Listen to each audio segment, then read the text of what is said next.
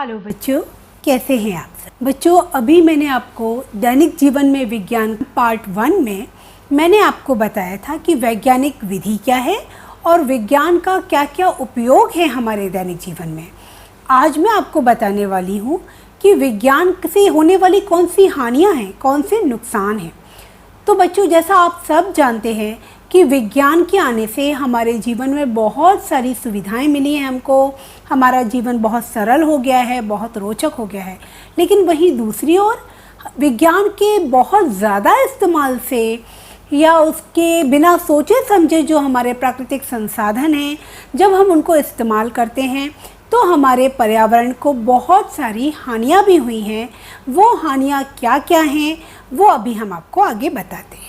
जैसा मैंने आपको बताया था कि विज्ञान के विकास के साथ साथ यातायात के बहुत सारे आधुनिक साधन आज हमारे पास हैं, जिनमें ज़्यादातर पेट्रोल और डीजल ही ईंधन के रूप में जलता है।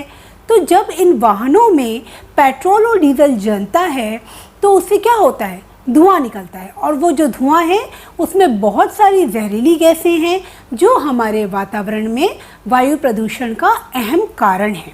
तो इस प्रकार विज्ञान के ज़्यादा इस्तेमाल से ये यातायात के साधनों को हम बहुत ज़्यादा इस्तेमाल करते हैं जो हमारे पर्यावरण को दूषित कर रहा है।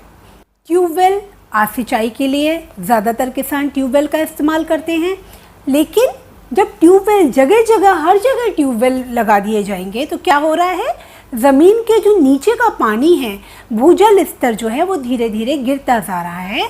हमारी पृथ्वी के जो नीचे का पानी था वो धीरे धीरे कम होता जा रहा है। कारखानों की मशीनें, मनोरंजन के लिए जो इतने सारे साधन हैं, लाउड स्पीकर, डीजे वगैरह, उनसे क्या होता है, ध्वनि प्रदूषण।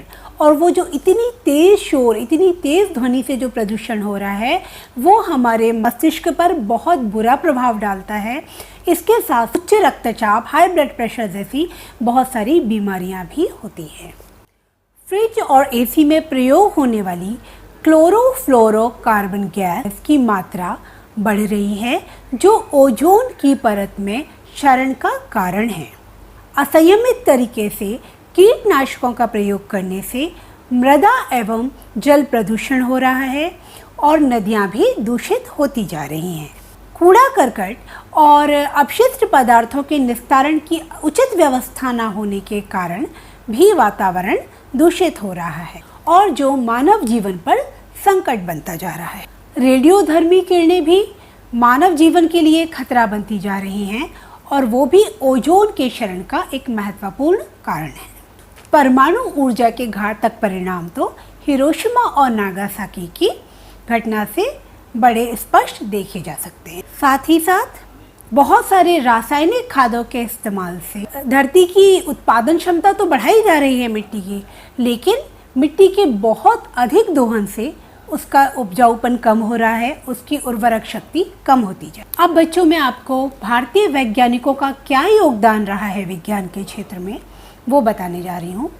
जैसा हम सभी जानते हैं कि प्राचीन काल से ही भारतीय वैज्ञानिकों का बहुत अहम स्थान रह रहा है विज्ञान के क्षेत्र में।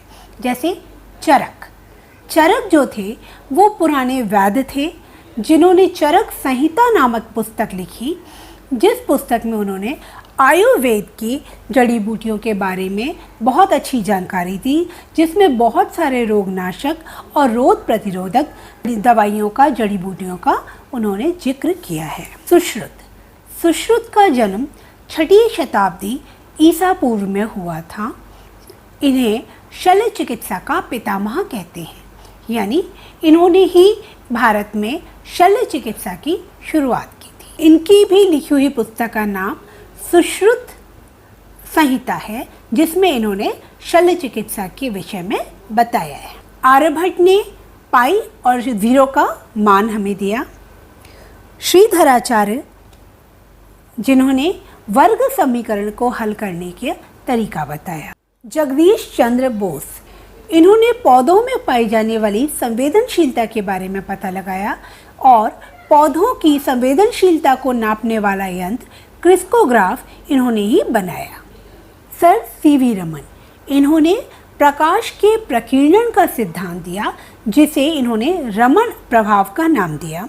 इसके लिए सन 1930 में उन्हें नोबेल पुरस्कार से सम्मानित किया गया। महान गणितज्ञ एस रामानुजम ने संख्या सिद्धांत दिया। एस एन बोस ये महान गणितज्ञ एवं भौतिक शास्त्री थे जिन्हें क्वांटम सिद्धांत के क्षेत्र में पद्म भूषण से सम्मानित किया गया था। इन्होंने बताया कि कुछ विशेष कण होते हैं जिनके द्वारा ही सृष्टि का निर्माण हुआ है, जिन्हें इन्होंने गॉड पार्टिकल्स का नाम दिया। मेघनाथ साहा यह एक विख्यात खगोल शास्त्री थे जिन्होंने साहा समीकरण के बारे में बताया। टी.आर. शेषाद्री इन्होंने औषधि विज्ञान के क्षेत्र में विशेष योगदान दिया, जिसके लिए इन्हें पद्म भूषण से सम्मानित किया। होमी जहांगीर भाभा ये महान परमाणु वैज्ञानिक थे जिन्होंने भारत के परमाणु ऊर्जा कार्यक्रम का जनक कहा जाता है।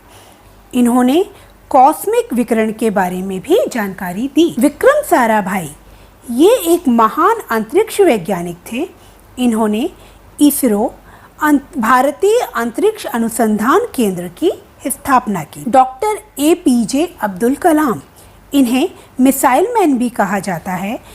इनको प्रक्षेपण शास्त्र में मिसाइल प्रक्षेपण के क्षेत्र में महत्वपूर्ण स्थान प्राप्त है। डॉक्टर कस्तूरी रंजन ये भी प्रक्षेपण शास्त्री थे। ये भी पद्मश्री और पद्म भूषण से सम्मानित है। साथ ही साथ इन्हें पद्मश्री से भी सम्मानित किया गया है। हरगोविंद खुराना आनुवंशिकी कोड की स्थापना इनके द्वारा की गई, जिसके लिए इन्हें नोबेल पुरस्कार से सम्मानित किया गया। सुब्रमण्यम चंद्रशेखर विख्यात खगोल शास्त्री थे जिन्हें खगोल विज्ञान के क्षेत्र में नोबेल पुरस्कार दिया गया। कल्पना चावला यह अंतरिक्ष में जाने वाली द्वितीय भारतीय और प्रथम भारतीय महिला विदेशी वैज्ञानिक एवं उनकी खोजें और आविष्कार। एडवर्ड जेनर जिन्होंने चेचक के टीके का आविष्कार किया। अलेक्जेंडर फ्लेमिंग इन्होंने पेनिसिलिन की खोज की, जिसके लिए उन्हें नोबेल पुरस्कार से सम्मानित किया गया। मैडम क्यूरी विख्यात भौतिकविद और रसायन शास्त्री थी जिन्होंने रेडियम और पोलोनियम की खोज की। विज्ञान की दो शाखाओं भौतिकी और रसायन विज्ञान में नोबेल पुरस्कार पाने वाली ये पहली महिला वैज्ञानिक हैं। गैलीलियो गैलीली इन्होंने दूरबीन का आविष्कार किया। थॉमस एल्वा एडिसन इन्होंने विद्युत बल्ब और ग्रामोफोन का आविष्कार किया। गुलेलिया मार्कोनी इन्होंने रेडियो का आविष्कार किया। ऑटो हॉर्न ने एटम बॉम्ब का आविष्कार किया। सर आइजैक न्यूटन इन्होंने गुरुत्वाकर्षण के नियम दिए। एलेसांड्रो वोल्टा इन्होंने विद्युत सेल बनाया। माइकल फैराडे इन्होंने डायनामो का निर्माण किया। विलियम रॉन्जन ने एक्सरे की खोज की और इसी एक्सरे मशीन के द्वारा आध हड्डियां टूटने पर हम उनकी जांच कर पाते हैं। जॉन लोगी बियर्ड ने टेलीविज़न का आविष्कार किया और इस टेलीविज़न के ज़रिए हम दूर दूर की चीज़ें अपने घर पर बैठकर देख पा रहे हैं। Albert Einstein